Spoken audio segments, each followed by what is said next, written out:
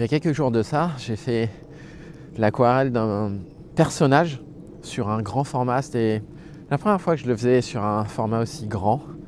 Et ce que j'ai trouvé fascinant dans cette réalisation, c'est que quand je regardais mes tout débuts au niveau des personnages, j'ai retrouvé l'aquarelle d'un personnage que j'avais fait, alors, qui est connu, hein, c'est Rafael Nadal, que j'ai fait il y a 10 ans, enfin ouais, quelque chose comme ça, je pense, il y a une dizaine d'années. Et quand je vois la différence entre ce que je faisais il y a 10 ans et aujourd'hui, le personnage que j'ai réussi à peindre à l'aquarelle, et qui a des défauts, hein, entendons-nous là-dessus, le truc n'est pas exempt de défauts, mais par contre, pour moi, l'ambiance n'a plus rien à voir, le rendu n'a plus rien à voir. Et je me suis posé la question, en fait, sur le coup, je me suis dit, mais c'est fou, en fait, l'écart qu'il y a entre... Après, bon, il y a quand même 10 ans qui se sont écoulés. Mais pendant ces 10 années, je me suis jamais vraiment autorisé à peindre des... Là, c'est mon premier personnage sur un format Jésus, 56 par 76 cm. J'ai jamais fait ça. Je trouve que c'était une grosse difficulté, une grosse épreuve pour moi. Et je me suis demandé, tiens, déjà, qu'est-ce qui a fait que... Qu'est-ce qui s'est passé pendant toutes ces 10 années? Qu'est-ce qui a fait que tu as réussi à passer d'un Rafael Nadal qui est colorié, qui est plat, il n'y a pas de... Enfin, je trouve que ça dégage rien finalement, il n'y a pas de mouvement même. Et pour autant, ce Rafael Nadal était en mouvement. C'est ça le truc, c'est qu'il était en mouvement et j'ai pas réussi à le rendre à l'aquarelle. Et là, qu'est-ce qui fait que dans cette aquarelle, alors c'est un travailleur japonais qui a un balai dans la main, qui a aussi un panier en osier. Et bah, qu'est-ce qu'il y a, et là, il est pas spécial, il est encore moins en mouvement que le Rafael Nadal, mais qu'est-ce qui a fait que là, j'ai l'impression qu'il y a autre chose, il y a une autre lumière, il y a complètement autre chose. Et finalement, je me suis dit, bah, la première des choses, c'est quand même, bon, en 10 ans, je me suis jamais mis une... Ça peut être des conseils... En tout cas, bon, c'est mon expérience perso, mais ça peut être un peu contre-intuitif par rapport à ce que vous avez l'habitude d'entendre ou quoi, mais je me suis jamais mis la pression sur « il faut que tu saches faire des personnages à l'aquarelle ». Il y a le train là qui a poussé... Ah ouais, qui pousse des gueulantes là, c'est rigolo. Je me suis jamais mis la pression de « tiens, il faut que tu saches faire des portraits, il faut que tu saches faire des personnages, il faut que tu saches faire des scènes de vie ». Et j'ai toujours écouté ce que je voulais absolument faire et qui me permettait à la fois de rester dans ma zone de confort et qui me permettait aussi d'en sortir. Et ça, pour moi, ce sont les paysages. Les paysages, pour moi, c'est vraiment le sujet parfait, hein, parce que il y a plein de degrés de liberté qui sont plus importants que, en tout cas, je trouve, hein, aujourd'hui. Après, peut-être que demain, mon avis va changer, mais que je trouve... il y a plus de marge de manœuvre sur les paysages. Les arbres, si on le fait un petit peu plus grand, un petit peu plus petit, c'est pas très grave. Et d'ailleurs, je le constate aussi au niveau des personnages. Mais il y a on va dire qu'il y a il y a un truc dans l'œil. On va dire qu'il y a une taille critique à partir de laquelle, non mais là, c'est plus du tout cohérent. Et je me rends compte qu'au niveau des arbres, c'est le cas. C'est-à-dire que l'arbre, vous pouvez le grossir par rapport au tronc, le feuillage. Vous pouvez le grossir par rapport au tronc, vous pouvez le rendre un petit peu plus petit, ça passe. Mais il y a une taille critique à partir de laquelle on se dit non mais là c'est trop là. C'est pareil pour les personnages, la tête par rapport au corps. Vous pouvez grossir la tête jusqu'à un certain point, mais dépasser ce point-là, c'est plus un adulte qu'on a en face de nous, ça devient un adolescent ou ça devient un enfant ou ça devient voire un bébé. Les bébés ont des têtes qui sont beaucoup plus, en termes de ratio, qui sont beaucoup plus grosses par rapport au corps, hein, qu'un adulte. Un adulte a une tête qui est globalement 7 à 8 fois plus petite que le corps. Là où pour un bébé, c'est un ratio qui sera plutôt autour de 3, 4, ce genre de choses, quoi. Et donc, il y a ce genre de taille critique, mais ça, finalement, je l'ai observé à partir des paysages. Et toutes les leçons que j'ai tirées des paysages, j'ai pu les importer et j'ai pu les intégrer dans cette aquarelle de personnage. Et ça ne veut pas dire que le prochain personnage, je vais le réussir. Peut-être que ça va être tout plat, peut-être que ça va revenir comme Rafael Nadal. Mais ce qui est sûr, c'est, je pense que le processus, c'est un peu le même que pour les paysages. Mes premiers paysages étaient tout pourris. Ils étaient moches, ils n'avaient rien de particulier. Et petit à petit, il y en a eu un que j'ai vraiment bien aimé. Il y en a eu un autre, puis un autre, puis un autre. Au début, j'en avais 10 sur 10 qui étaient pourris. Puis à la fin, j'en avais 9 sur 10, puis 8 sur 10. Et aujourd'hui, j'en arrive à un stade où, ouais, je pense que, on va dire, 7 à 8 aquarelles sur 10, je suis à peu près content. Mais content, alors d'un point de vue technique, hein, mais aussi d'un point de vue, ouais, bon, en fait, je me suis un peu plus lâché la grappe aussi. C'est ça. Avant, j'étais vraiment dans ce perfectionnisme en disant, attends, mais faut que ce soit fidèle à la réalité, il faut que ce soit super beau, il faut qu'il y ait une belle lumière, il faut que l'ombre ne dépasse pas d'un poil. Et je pense que je me suis aussi lâché la grappe, donc c'est aussi pour ça que le ratio augmente, c'est que le mois d'avant, si on exclut la partie technique, le mois d'avant aurait considéré, ouais, peut-être 4 ou 5 aquarelles, elles sont vraiment bien selon mes critères d'avant, très perfectionnistes, très cadrées, très structurées. Et aujourd'hui, je me dis plus, ouais, bon, et ça d'ailleurs, ça fera partie aussi des leçons que j'ai pu apprendre et qui ont fait que je suis passé du Nadal à ce personnage-là. Donc, la première leçon, c'est ça, c'est écoutez plutôt ce que vous avez vraiment envie de peindre. Peut-être que vous, c'est des petits animaux, peut-être que vous, c'est des croquis, peut-être que vous, c'est du coloriage à l'aquarelle. Et effectivement, moi, j'enseigne plutôt le lâcher-prise à l'aquarelle, la fusion des couleurs, la suggestion, l'émotion dans l'aquarelle. Mais il y en a qui préfèrent… Et en fait, le truc, c'est que… En fait, il ne faut pas forcément me suivre. Il faut suivre ce qui vient d'abord de votre cœur. Et ensuite, vous allez chercher les ressources pour apprendre autour de ça. Donc ça c'est le premier truc, c'est ne vous forcez pas à faire des personnages si vous n'avez pas envie de faire des personnages. Par contre, écoutez surtout ce que vous avez envie de faire et de ce que vous avez envie de faire, mettez de la conscience dessus, ce qui va vous permettre par la suite de pouvoir extraire des leçons et des concepts sur le sujet, le thème qui vous intéresse et de les importer, de les intégrer dans un autre thème. Donc là, moi notamment, je suis passé des paysages aux personnages. Et ça ne veut pas dire que je ne ferai plus jamais de paysages, au contraire, les paysages, ça me donne encore plus envie de les faire parce que du coup, j'en fais moins. Si je fais plus de personnages, je vais faire moins de paysages. Donc, et comme j'adore les paysages, je vais continuer de faire les paysages. Et en plus, les paysages, je trouve que oui, les degrés de liberté sont plus importants, la marge de manœuvre, elle est supérieure. On peut faire, même les bâtiments, on peut les faire un petit peu plus grands, un petit peu plus petits, et pourtant, ce sont des choses façonnées par l'homme. Et dans l'ordre des degrés de liberté, dans l'ordre des degrés de liberté, je dirais que les outils, en tout cas les éléments façonnés par la nature, c'est les rochers, les montagnes, les arbres, la mer, ce genre de choses, vous pouvez vous permettre de… Enfin, vous avez une marge de manœuvre qui est assez importante. Les éléments façonnés par la main de l'homme, c'est plus difficile déjà. Donc les voitures, les bâtiments, les vélos, en tout cas tout ce qui est structure, c'est plus difficile. Vous ne pouvez pas vous permettre de faire un bâtiment qui soit de biais, enfin à part la tour de Pise, mais qui soit complètement de biais, avec des courbes. Vous avez besoin de respecter une forme de verticalité pour pouvoir faire ça. Et le dernier élément qui est beaucoup plus restrictif, c'est l'être humain lui-même.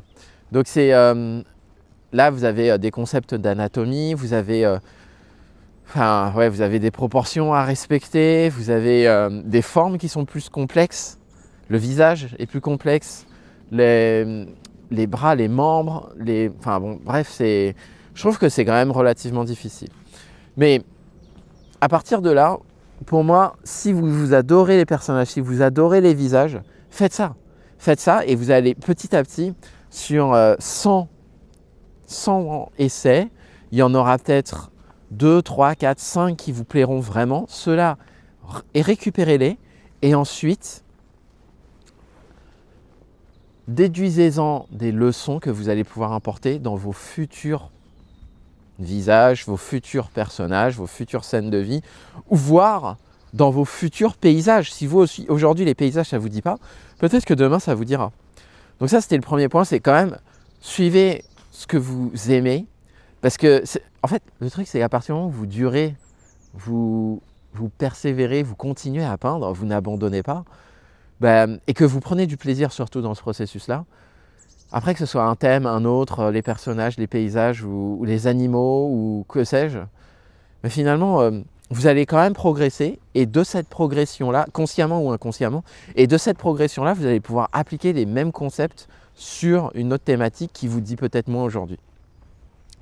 Donc ça, c'était le premier point. Le deuxième point, c'est ce que j'appelle la vision micro-macro.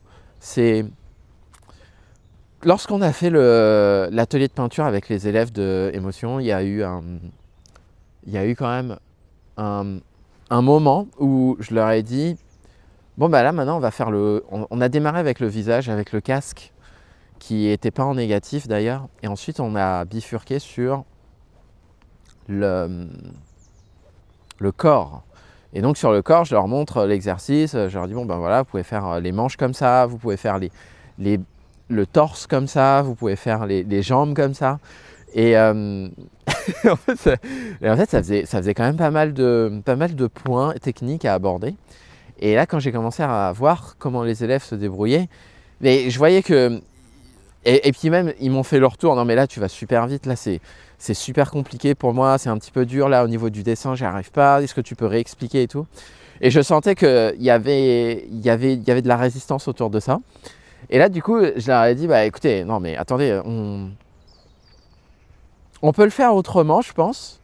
Est-ce que et je voyais que le point le plus difficile c'était la peinture en négatif autour de la manche. Et j'aurais dit tiens, est-ce qu'on peut, ça vous intéresse qu'on fasse plutôt un exercice juste autour de la manche? Ouais, carrément. Et donc je leur ai montré et j'ai fait un zoom sur la manche du travailleur, sur son bras.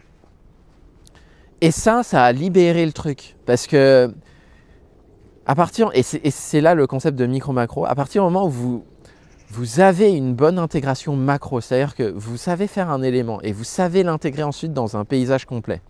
Vous savez faire un membre et vous savez ensuite l'intégrer dans un corps complet. Et ça, en fait, c'est un concept qu'on peut retrouver dans plein d'autres domaines.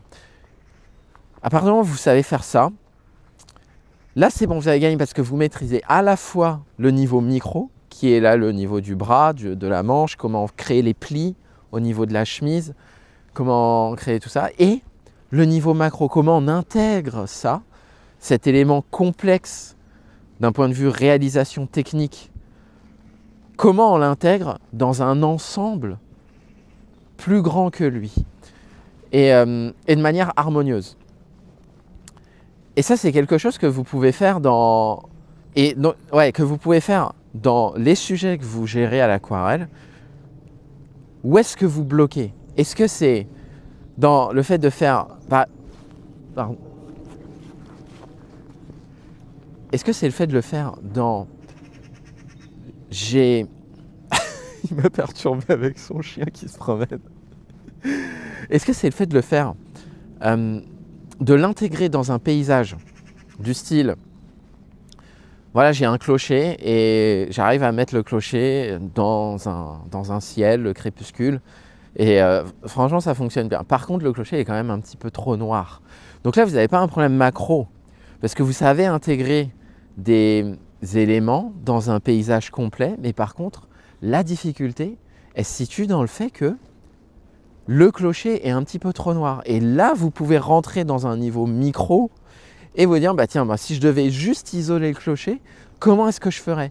Et ça, en fait, c'est un concept que j'ai appliqué sur ces 10 dernières années. Et je ne cesse de le faire avec les élèves.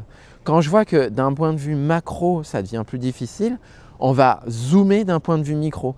Et lorsque on maîtrise l'élément micro, hop, on bascule sur un élément macro. Et d'ailleurs, c'est souvent ce que je fais avec les élèves dans les lives. Je leur montre une petite réalisation c'est ce que j'appelle un Lego aquarelle, qui est super accessible et qui peut être réalisé en quelques minutes. Et ensuite, je leur dis, bah, maintenant, on va essayer de l'intégrer dans le premier lavis, le deuxième lavis, où là, le degré de complexité va augmenter puisque on n'est plus sur du papier blanc, on est sur un lavis d'ambiance, par exemple, où là, on va poser des couleurs, on va les faire fuser, ça va créer une ambiance colorée, une ambiance lumineuse. Et par-dessus, et donc déjà, il ne faut pas se louper sur le premier lavis. Et en plus, il va falloir intégrer correctement le Lego qu'on vient de réaliser. Et c'est ça qui est un petit peu difficile. Et c'est ça que je pense j'ai appris à maîtriser, ou en tout cas que j'appréhende de plus en plus au fil des années, pour pouvoir passer d'un Nadal à un personnage. Parce que je me souviens quand j'ai fait le personnage, déjà je me suis dit, alors déjà il ne faut pas que tu te loupes sur le casque. Parce que le casque il n'est pas en négatif, donc tu ne peux pas, tu peux pas manger sur le casque. Ça c'est mort. Donc il y a des choses comme ça où d'un point de vue micro, vous savez que ça c'est super important. Parce que je me suis tellement cassé les dents sur de la peinture en négatif, sur ce genre de choses, que bon, bah maintenant j'essaie de faire attention à ce genre de choses.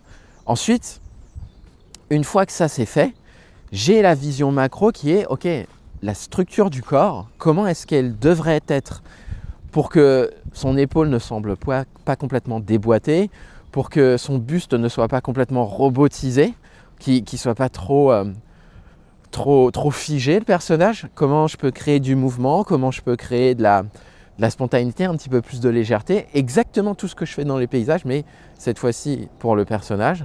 Mais ça, c'est une vue qui est macro. Et ensuite, au niveau de la manche en elle-même, au niveau du casque en lui-même, au niveau du visage en lui-même qui était quand même pas mal caché, qu'est-ce que je dois respecter en termes de tonalité, en termes de couleur, en termes de... Et donc ça, c'est une bascule constante entre le niveau micro et le niveau macro. Et c'est souvent là, lorsqu'on bascule à un niveau micro, on oublie les réflexes. Non, c'est pas ça. C'est quand on bascule à un niveau macro, on oublie les réflexes du micro. Et juste pour exemple, dans la dernière masterclass qu'on a faite sur les couleurs vibrantes, à un moment, je leur dis, pour pouvoir créer de belles fusions à l'aquarelle, on va d'abord s'intéresser à un ciel. Donc là, on a commencé sur le ciel, et ça, c'est ce que j'appelle dans un lavis ouvert. Et ensuite, on a fait le même principe sur une tour de bâtiment, où là, on est dans un espace que j'appelle étriqué. Et dès lors qu'on est dans un espace étriqué, on bascule dans un mode micro, puisque là, on va gérer vraiment la fusion des pigments, mais il faut aussi respecter le dessin, le contour des créneaux, ce genre de choses. Pareil pour la manche, pareil pour le casque du personnage. Et dès lors qu'on est dans un mode micro, on a tendance à oublier les réflexes du macro. On a tendance à oublier la fusion des pigments qui paraissait accessible au niveau du ciel. Mais dès lors que, non, mais là, il faut que je fasse dans la voiture, on va prendre du pigment pur, on va se mettre à dessiner, on va se mettre à colorier, on va mettre beaucoup moins d'eau, on va beaucoup moins faire fuser les pigments. Parce que le micro nous amène des contraintes qu'on n'aurait pas forcément en macro. Et inversement, le macro nous amène aussi des contraintes qui font ce que j'appelle l'effet parachute. On a l'impression que boum, le bâtiment a été parachuté dans le paysage, il s'intègre à rien du tout. Et donc, ce sont d'autres compétences. Mais les deux sont importantes. Les deux sont importantes parce que sinon, si vous avez du macro sans du micro, vous allez vous retrouver avec des aquarelles qui sont qui peuvent créer une ambiance, mais qui sont relativement plates. Vous allez avoir du mal à faire fuser vos couleurs dans les bâtiments, par exemple, ou au niveau de votre personnage va paraître assez plat, ou les proportions ne seront pas forcément les bonnes. Et d'un point de vue, si vous maîtrisez le micro, mais que vous ne maîtrisez pas le macro au niveau des personnages, vous n'arriverez pas à intégrer des éléments, par exemple un bâtiment, avec une voiture, avec un personnage. Vous n'arriverez pas à raconter des histoires globalement. Vous aurez un bon niveau technique, parce que vous saurez faire fuser des pigments dans une zone qui est étriquée, mais ça va être plus difficile derrière, d'un point de vue créatif, de pouvoir déployer des histoires, de pouvoir les développer, de pouvoir les ajuster, de pouvoir modifier des choses, de savoir ce que vous pouvez supprimer, ce que vous pouvez ajouter. Donc là, on est plus dans des concepts de composition, là où au niveau micro, on est plus dans une appréhension technique. Donc ça, c'était le deuxième élément, je pense, qui m'a permis de passer de Nadal à ce travailleur japonais. Et le dernier élément, c'est aussi, ça revient à ce que je disais au début, c'est aussi un petit peu se lâcher la grappe, quoi. Parce que là, l'aquarelle que j'ai faite, le personnage est quand même beaucoup plus... Il a plus de ventre, il a plus de bide, il est un peu plus bedonnant que le sujet de référence. Et ça, je ne l'avais pas fait exprès. Hein. Je ne l'ai pas fait exprès. À la base, le personnage est quand même fin, ce travailleur japonais-là. Et là, bon, je l'ai rendu quand même un petit peu plus gauche, un petit peu plus fort. Et pour autant, bah, il fonctionne. Cette aquarelle, elle fonctionne. Donc pour moi, c'est ça aussi qui est important, c'est de... Je pense aussi de se détacher de l'attente de... Il faut absolument... C'est pour ça que peindre des proches, moi je trouve ça quand même relativement difficile, en tout cas aujourd'hui. Hein. Peut-être que mon avis va changer par la suite, mais aujourd'hui je trouve que c'est assez difficile parce que c'est pas... Ouais, c'est vraiment pas évident. C'est vraiment pas évident parce on est forcément attaché à... Il faut que ça ressemble à mon proche. Et en plus, bah, il peut mal le prendre parce qu'il peut se dire, bah non mais là tu m'as rendu plus gros que je ne le suis. J'imagine le truc. Ouais, j'imagine mon père, par exemple, qui dit bah non, mais là, c'est pas du tout moi et tout. Et pour autant, hors de son contexte, l'aquarelle peut très bien fonctionner. Et ça me rappelle aussi une aquarelle que j'avais montrée lorsque j'avais fait une vie de New York et les proportions n'avaient rien à voir. Et pour autant, c'était cette aquarelle-là que les gens avaient le plus aimé lorsque on avait invité des gens chez nous. Parce que sortie de son contexte, l'aquarelle fonctionne. Et nous, on peut avoir tendance à nous dire non mais c'est pourri parce que ça ne ressemble pas du tout au modèle de référence. Ce qui est vrai, hein, enfin mon personnage il est quand même assez éloigné de... Là, je pense que si je montrais cette aquarelle à la personne, à ce travailleur japonais, il dirait ah bon c'est moi. Et je pense que ça c'est important aussi, de savoir se lâcher la grappe sur bon ok c'est pas très... Mais c'est dur hein, ça, parce que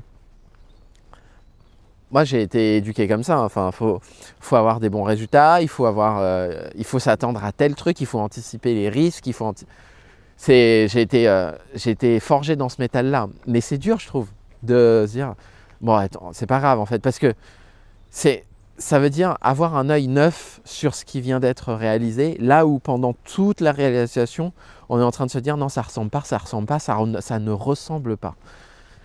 Et pour moi, ça, c'est un effort conscient aussi de se dire, bah, attends, déjà, bon, si, ok, ça ressemble pas, et alors, est-ce que c'est un problème ? Est-ce que ça fonctionne quand même ? Bah oui, ça fonctionne. Bah oui, il y a une belle lumière. Oui, c'est pas parfait. Il y a plein de défauts. Mais honnêtement, ça va. Et même à la fin, moi, ce que j'ai dit aux élèves, bah, vous savez quoi, je suis quand même content d'avoir fait cette réalisation parce que déjà, c'est mon premier grand format. Je pense que ça peut aussi aider de se dire, bah, qu'est-ce que j'ai fait de bien finalement ? Même si ça ne ressemble pas, même si ça, qu'est-ce que j'ai fait de bien ? Bah, c'est la première fois que je testais un personnage sur du grand format comme ça, un aussi grand format. Et en plus, moi, j'avais bien aimé. C'est la première fois que je fais un personnage aussi, depuis ça faisait quand même pas mal de temps que j'en avais pas fait. Et ça, pour moi, c'est quand même une victoire. Là où vous avez l'impression d'avoir des défaites, où sont vos victoires ? Et à partir du moment où on arrive à voir les victoires, je pense qu'on arrive aussi un peu plus à se lâcher la grappe, à lâcher prise quelque part. Pour se dire, ben, ok, c'est pas parfait, mais c'est quand même pas mal. Et je pense que c'est ça aussi qui fait que je me suis autorisé à montrer cette aquarelle, même si elle ressemble pas exactement au modèle de référence, je me suis autorisé à me dire, bah voilà, t'es passé de Nadal. Parce que si j'étais resté dans mon truc de, non mais c'est moche, c'est nul, ça ressemble pas au modèle de référence, ben, j'aurais même pas fait cette vidéo. J'aurais eu trop honte. Et la honte, c'est aussi un sentiment qui nous force à ne pas être qui on est vraiment. Et c'est terrible. Hein. C'est terrible. C'est terrible, c'est affreux. Ça me rappelle une chanson du Roi Lion. Et pour moi, c'est important de lâcher prise aussi sur l'attente que faut que ça ressemble au modèle de référence. Donc voilà, le premier point c'était suivez plutôt ce qui vous intéresse parce que en suivant ce qui vous intéresse, vous allez développer des compétences que vous n'aurez même pas l'impression de développer, mais que vous pourrez réappliquer dans un autre domaine. Le deuxième point, c'est avoir une vision micro-macro. des choses. Et d'ailleurs, je regardais un reportage sur les jeux vidéo autour de ça, où ils expliquaient les métiers du jeu vidéo. Il y a le développeur, il y a celui qui fait les personnages, mais il y a aussi celui qui s'assure de la cohérence des personnages, de la cohérence de l'histoire. On ne va pas faire des elfes ou des monstres dans un jeu qui est ultra réaliste. Par exemple, les Sims, c'est une simulation de vie où on a des personnages qui ressemblent aux personnages de la vie réelle, etc. Et on ne va pas faire des elfes, on ne va pas faire des trolls, on ne va pas faire des gnomes, on ne va pas faire tout ça. Donc il y a quelqu'un aussi qui s'assure de la cohérence macro de tout ça. Et en fait, ce concept-là de micro-macro, il se retrouve partout. Si vous faites une maison, si vous faites construire une maison et que vous avez une pièce à décorer, vous allez réfléchir aux matériaux de la pièce, au budget, aux couleurs, à tout ça, mais vous allez aussi réfléchir à est-ce que c'est cohérent en termes d'agencement, est-ce que c'est cohérent en termes d'emplacement, est-ce que c'est cohérent en termes de couleurs, de déco, etc. par rapport à toute la maison. Et même la maison, ben, les plans d'urbanisme, c'est ça aussi, hein. La mairie s'assure que les maisons qui sont construites répondent à un cahier des charges initial de la ville qui permet d'intégrer correctement la maison dans la ville. Et ce concept de micro-macro, il se retrouve partout. Et c'est celui-là aussi que je pense que j'ai appris à développer concernant l'aquarelle et qu'on développe aussi lors des lives avec les élèves. Et le dernier point, c'est lâcher un peu plus prise sur les résultats, faire en sorte que, ok, si le truc ne ressemble pas exactement, sorti de son contexte, qu'est-ce qui est bien, qu'est-ce qui a réussi, qu'est-ce qui est... Et là, peut-être que vous aurez des bonnes surprises parce que à partir du moment où on retire le jugement de c'est moche et c'est mal ce que j'ai fait, ben, on s'autorise aussi à voir les choses sous l'angle de c'est aussi bien ce que j'ai fait, quoi. Donc ça aide. Donc voilà, écoutez, j'espère que cette vidéo vous a plu et je vous dis à très vite.